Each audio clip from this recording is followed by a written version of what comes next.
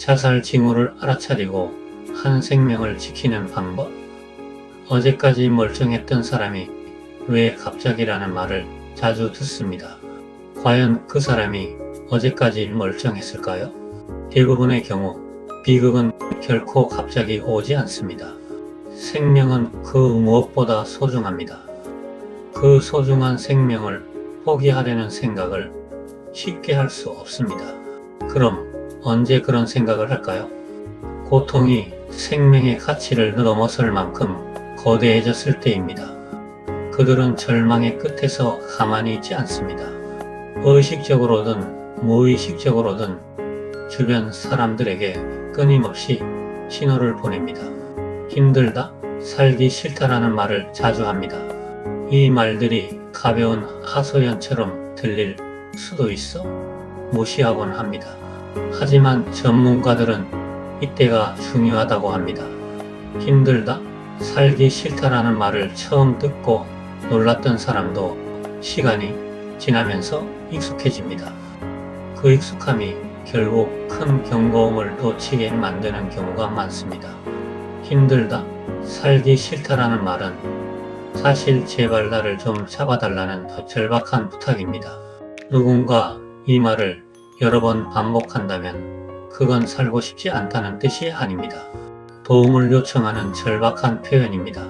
사람은 극단적 선택을 하기 전에 신호를 주변에 보냅니다. 너무 힘들다, 살기 싫다, 어찌해야 할지 모르겠다. 이런 표현은 흔해서 지나치기 쉽지만 사실은 매우 중요한 초기 경고 신호입니다. 또 극단적인 선택 전에는 반드시 미묘한 징후들이 나타납니다. 밤에 잠을 이루지 못하고 불면증에 시달린다. 눈에 띄게 술을 찾는 횟수나 양이 늘어난다. 신경안정제 등에 의존하는 기간이 길어진다. 자기 능력에 대해 난 안 돼, 난 쓸모없어와 같이 스스로 과하게 평가절하 한다. 이때 혹시 나쁜 생각하고 있어? 라며 단도직입적으로 묻는 것이 도움이 됩니다. 연구에 따르면 자살에 대해 직접적으로 묻는 것이 예방 효과가 크다고 알려져 있습니다. 마지막을 암시하는 직접적인 신호.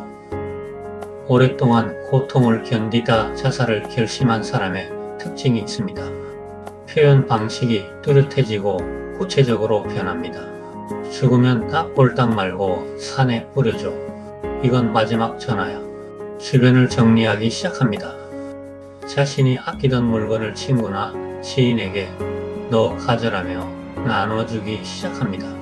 가족에게 우리 아이들 당신이 잘 좀 부탁해처럼 자신이 떠난 후의 일을 걱정합니다. 그들이 이런 신호를 보내는 이유는 무엇일까요? 대부분의 자살 시도는 우발적이지 않습니다.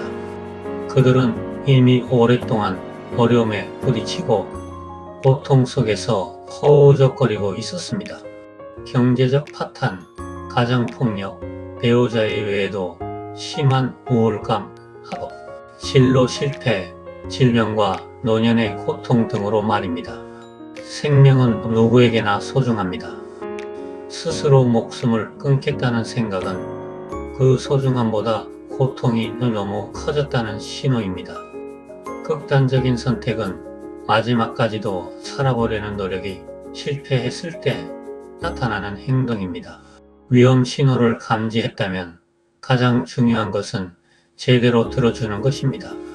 자살을 생각하는 사람들은 감당하기 힘든 위기 상황에 직면해 있습니다. 그들에게 필요한 것은 조언이나 충고가 아닌 온전한 공감과 이해입니다. 왜라고 묻는 것을 두려워하지 마세요. 무슨 일이 있었는지 말해줄 수 있어?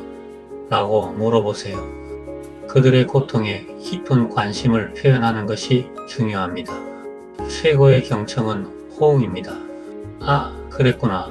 그래서 정말 힘들었겠다와 같이 호응하십시오. 호응은 내가 당신의 이야기에 깊이 공감하고 있다는 가장 강력한 메시지입니다. 그들은 자신을 평가해 주길 원하는 것이 아닙니다. 누군가 자기 이야기를 진심으로 들어주길 바라는 것입니다. 상대가 내 이야기를 정말 궁금해하고 있구나라고 느끼게 하는 것이 핵심입니다. 판단하거나 비난하지 마세요. 너만 힘드냐, 약해, 빠졌다라는 말은 그들을 더 깊은 고립으로 몰아넣습니다. 그들의 고통을 그대로 인정해주는 것이 공감의 첫걸음입니다.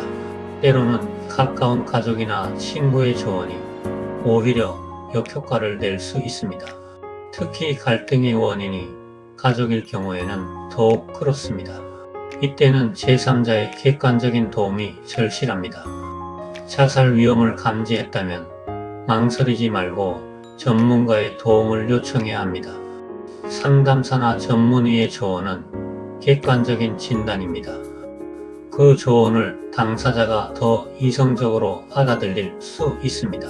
주변의 도움을 무시했기 때문에 비극이 일어났다고 괴로워하는 유가족이 많습니다.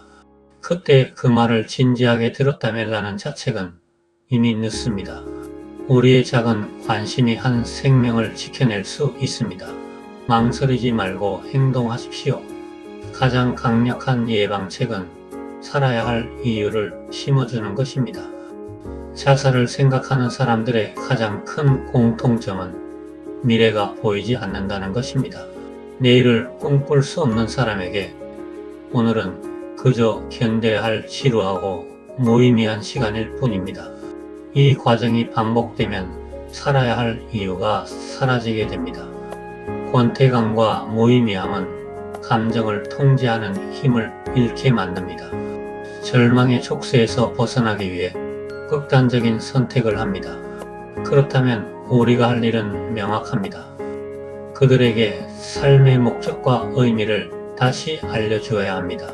당신이 왜 태어났는지, 무엇을 해야 하는지, 어떻게 살아야 하는지와 같은 거창한 철학이 아니어도 좋습니다. 내가 있어서 나는 정말 행복해. 다음 주에 우리 함께 저녁 먹기로 한 거 잊지 않았지? 나는 내가 다시 웃는 모습을 꼭 보고 싶어. 오늘을 열심히 살아야 할 아주 작고 사소한 동기를 부여하는 것입니다. 내일을 기다리게 할 작은 약속 하나를 만드는 것입니다. 이 소소한 관심이 그 어떤 것보다 강력한 자살 예방의 핵심이 될 수 있습니다. 자살은 감정 조절 실패의 마지막 단계입니다. 자살은 의지가 박약해서 선택하는 행동이 아닙니다. 감정이 견딜 수 없는 수준까지 증폭되었을 때의 마지막 탈출구입니다. 특히 권태, 무의미, 외로움 같은 감정은 사람을 무너뜨릴 수 있는 가장 강력한 요인입니다. 따라서 감정을 알아차리고 조절하는 방법을 실천하는 것도 좋습니다. 단전호흡, 명상, 상담, 정서 교육을 배우면 극단적 선택 가능성은 크게 줄어듭니다. 자살 예방의 핵심은 감정을 길들일 도구를 가지는 것입니다. 우리는 한 사람의 생명을 충분히 지킬 수 있습니다. 자살자의 주변인은 크게 괴로워합니다. 그 이유는 그가 도움을 요청했는데 자신이 그 신호를 놓쳤다고 생각하기 때문입니다. 그렇다면 그런 일이 일어나기 전에 그들의 신호를 읽고 손을 내밀어 주십시오. 그 일은 그 어떤 일보다 가치 있는 행위가 될 것입니다. 우리의 관심과 진심 어린 경청으로 한 생명을 지켜낼 수 있습니다. 이것보다 더 보람 있는 일이 있을까요? 작은 관심, 짧은 대화, 한 번의 경청이 한 생명을 살릴 수 있습니다. 당신의 따뜻한 말 한마디가 누군가에겐 살아야 할 이유가 됩니다. 당신의 따뜻한 말 한마디가 누군가에게는 내일을 선물할 수 있습니다. 오늘 한 사람을 살리는 말을 건네보세요. 만약 당신 혹은 당신의 주변 사람이 힘들어하고 있다면 혼자 고민하지 마세요. 지금 바로 전문가의 도움을 요청하세요. 자살 예방 상담 전화 109, 정신건강 위기 상담 전화 1577-0199, 보건복지부 희망의 전화 129, 들어주셔서 감사합니다.